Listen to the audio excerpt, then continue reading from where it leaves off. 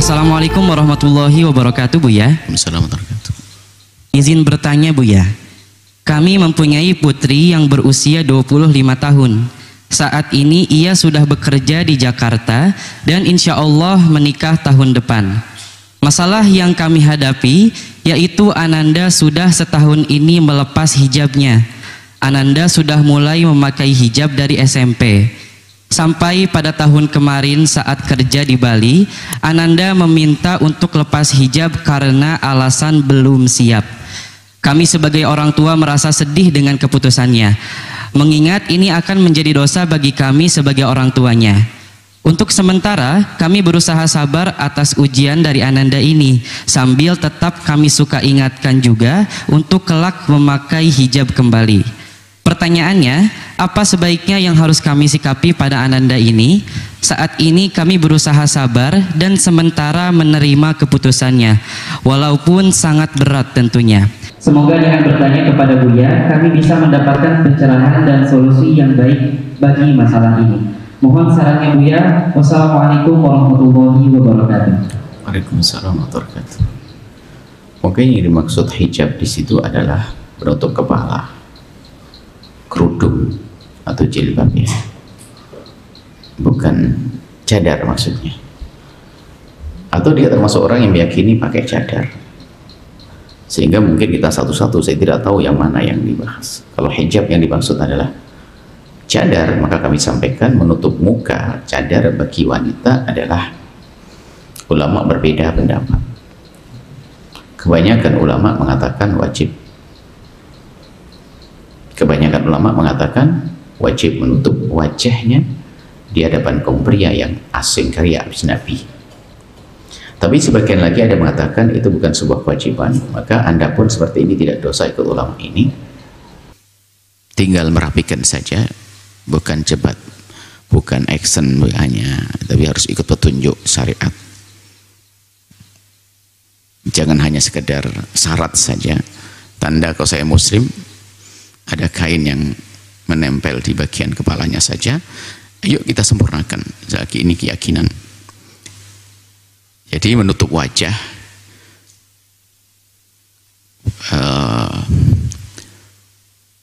sebagian ulama mengatakan tidak sebuah kewajiban, sehingga yang sudah pakai cadar pun tidak perlu merendahkan yang belum pakai cadar, karena ini dalam wilayah perbedaan di antara para a'immah.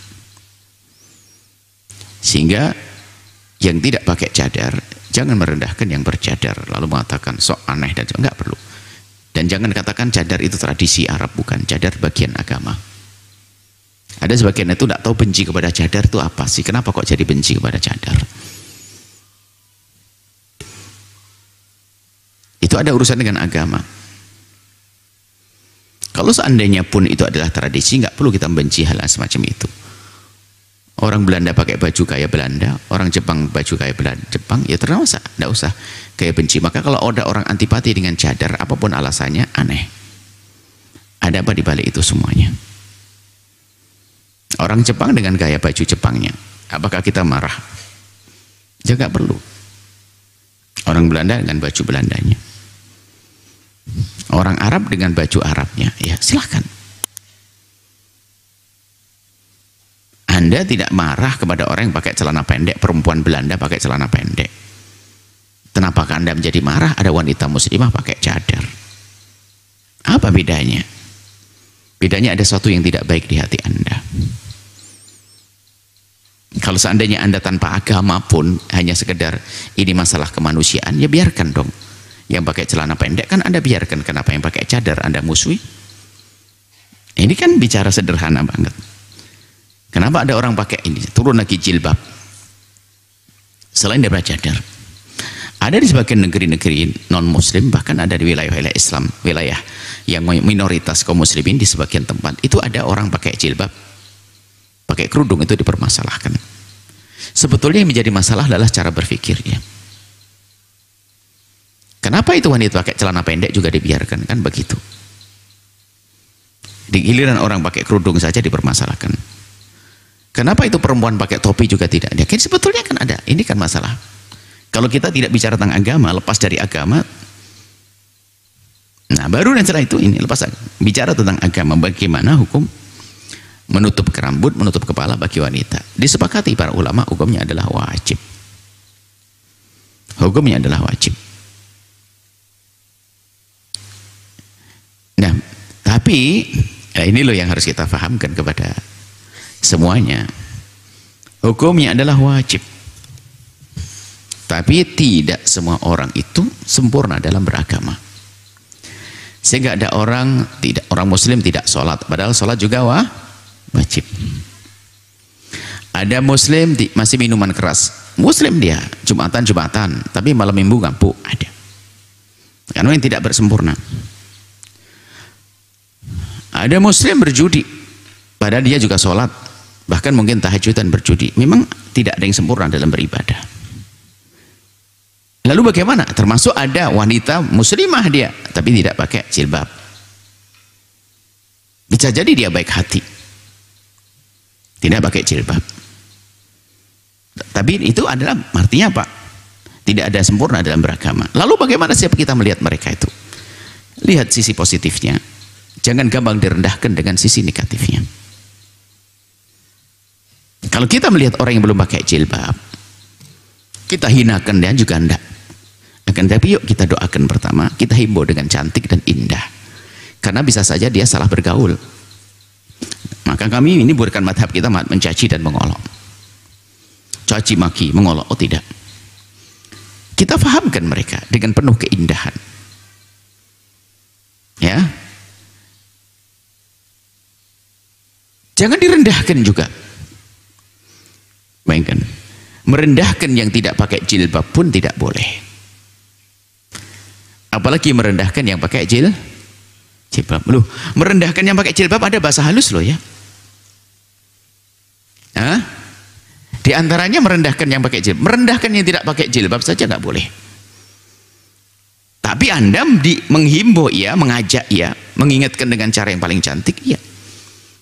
Dan hukumannya besar di hadapan Allah. Karena dosa yang terus-menerus dilakukan. Jadi yang merendahkan orang tidak pakai jilbab itu tidak diperkenankan. Merendahkan. Sebab merendahkan bukan gaya dakwah kok.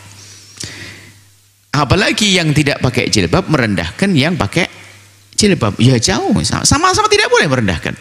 Cuman cara merendahkan itu kadang-kadang tidak sadar. Mungkin katanya orang itu alim, mungkin pinter atau cerdas. Tapi dia tidak sadar merendah. Contoh mengatakan begini.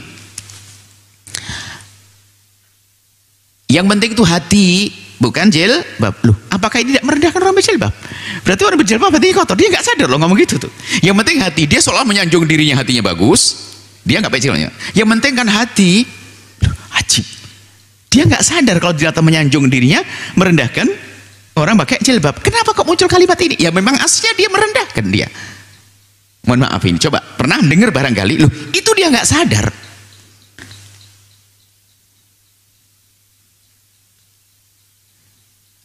Sudah sampai pakai kopiah ini. Anda pakai kopiah, saya tidak pakai kopiah. Enggak terlalu penting kopiah ya Pak. Yang penting hati. Kan tidak enak Anda urusan kopiah sama rendahkan kopiah saya. Loh, itu merendahkan saya ngomong begitu tuh sama. Coba aja cermati orang. Kalau dia tidak pakai kerudung kemudian dengan keinsafan dan kebijakannya, dia tidak akan menyakiti. Dia tidak pakai kerudung. Diam saja dia, mungkin dia ikut pendapat atau ikuti pendapat yang salah dalam hal ini. Tapi kalau sudah mulai mencaci, jelek dia salah. Yang penting hati. Oh, Siti Fatimah Zahra hatinya jelek, maka harus pakai kerudung. Ini jelek semua hatinya, harus pakai. Jelek loh. Masih pakai kerudung. Mengatakan itu, kalau memang hatinya benar dia tidak merendah, nggak mungkin bisa ngomong gitu. Bukan yang penting hati. Kadang kita biasa mudah menjelekkan. Mohon maaf ini penting sekali supaya ada bukan bahan olokan. Anda tidak boleh yang berjilbab. Anda merendahkan orang di pinggir jalan mencari pakai katok pendek, celana pendek, perempuan pakai baju pendek, celana pendek dan sebagainya. Anda tidak boleh merendahkan, tapi Anda harus tumbuhkan kasih di hati Anda, doakan mereka. Merendahkan bukan, apalagi merendahkan orang yang pakai jilbab. Atau Anda yang tidak pakai cadar, merendahkan pakai cadar. Loh, kok Anda ini kok kotor banget hati Anda? Kenapa Anda harus merendahkan orang lain? Ini tidak disadari kadang-kadang. Itu ada yang penting hati, ya salam. Yang penting hati. Dia nggak sadar kalau dia telah menyanjung dirinya setinggi-tingginya. Yang penting hati ini loh. Kayak saya itu biar nggak pakai cadar, jilbab, tapi hati saya bersih, ajib. Aneh itu. Makanya kadang-kadang kita kalau dengar ungkapan begitu, sama Anda saja yang pakai jilbab jangan merendahkan kok. Bisa saja dia menangis loh, seorang wanita yang nggak pakai jilbab itu kenapa? Hanya karena dia suaminya yang larang pakai jilbab, kantornya yang larang pakai jilbab, macam-macam. Kenapa Anda merendahkan? Ayo. Termasuk Adinda, Nanda yang bertanya itu mungkin dia pergaulan, dia mengatakan belum siap, bukan berarti dia tidak percaya kok. Dari kalimat yang kami dengar itu dari pertanyaannya, Nanda tadi, Ananda tadi belum siap.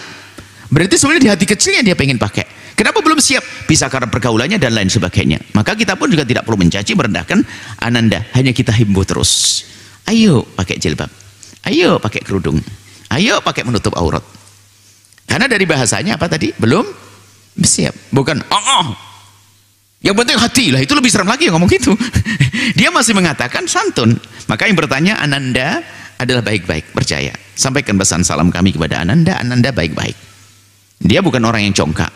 Yang congkak tuh yang penting hati. Dulu ini kan serem, yang penting hati. Ya ini, dia hanya mengatakan bahasanya saya belum siap. Jangan Anda sombong dengan baju Anda.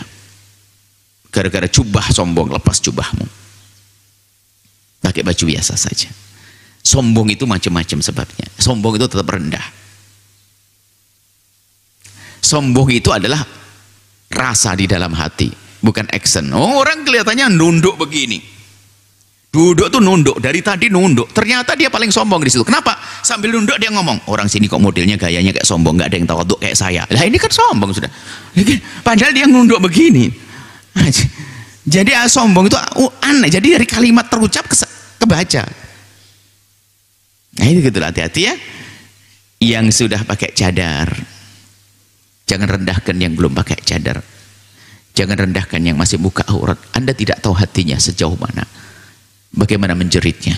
Apalagi yang belum pakai kerudung lalu merendahkan, jangan dong. Akan tapi yang ada adalah seorang muslim mukmin jika menemukan saudara kita dalam keadaan tidak baik, pertama kita rindukan hati kita ini untuk menyayanginya, jangan merendahkannya.